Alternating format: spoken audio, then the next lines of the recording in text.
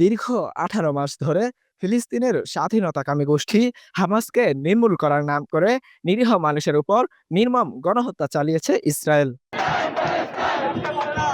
তবে সম্প্রতি গাজায় ফ্লোরিন বোমা হামলার ঘটনা নাড়িয়ে তুলেছে বিশ্ব মানবতাকে। একের পর এক বোমা হামলায় নৃশংসতার ধাপ পেরিয়ে গেছেন রক্তখেকো ইসরায়েলের প্রেসিডেন্ট বেনিয়ামিন নেতানিয়াহু।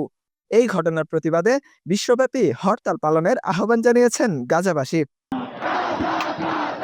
গাজাবাসীর আহ্বানে সাড়া দিয়ে বাংলাদেশের মানুষ স্কুল, কলেজ, বিশ্ববিদ্যালয় ও অফিস আদালত বন্ধ রাখার কর্মসূচি পালন করে।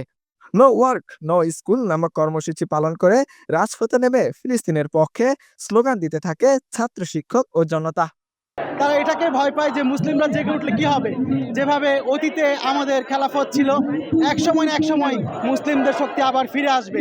আশা করছি সেদিন এর প্রত্যেকটা রক্তের যে দাম নেওয়া হবে। কোনো শিশু নিরাপদে ঘুমাতে পারছে না, মারা নিশ্চিন্তে শিশু নিয়ে থাকতে পারছে, এটাতে তাদের চোখ পড়তেছে না। কেন পড়তেছে না? বিশ্বের মানুষ কেন এখনো মুসলিমরা চোখ বন্ধ করে ঘুমিয়ে আছে? এবং সৌদির মতো দেশ যারা মনে করে যে হজ করতে আসবে এবং মুসলিমরা টাকা দিয়ে যাবে, সেই টাকা দিয়ে তারা জীবনযাপন করবে এবং গাজার মানুষ মরবে, তারা শুধু আফসোস আর প্রতিবাদ জানাবে এবং নিন্দা জানায় বসে থাকবে, তাহলে তো হতে পারে না। যে আমাদের ভাইয়েরা মারা যাচ্ছে, বোনেরা মারা যাচ্ছে, আমরা ক্লাস করতে পারি না, আমরা ক্লাস অবগত রাখতে পারি না, এটা আমাদের দ্বারা সম্ভব না। এটা আমাদের গা জ্বলে, আমাদের রক্ত জ্বলে, কারণ আমরা কিছু করতে পারি না। তো আমাদের কাছে করার মতো একটাই উপায়, যেটা আমরা রাস্তায় নেমে সবাই একসাথে একত্র হই, সব মুসলমান অন্যান্য ধর্ম একত্র হই, ইনশাল্লাহ আমরা এটার একটা জয়ের মুখ ইনশাল্লাহ দেখতে পারবো, এই আশা করি।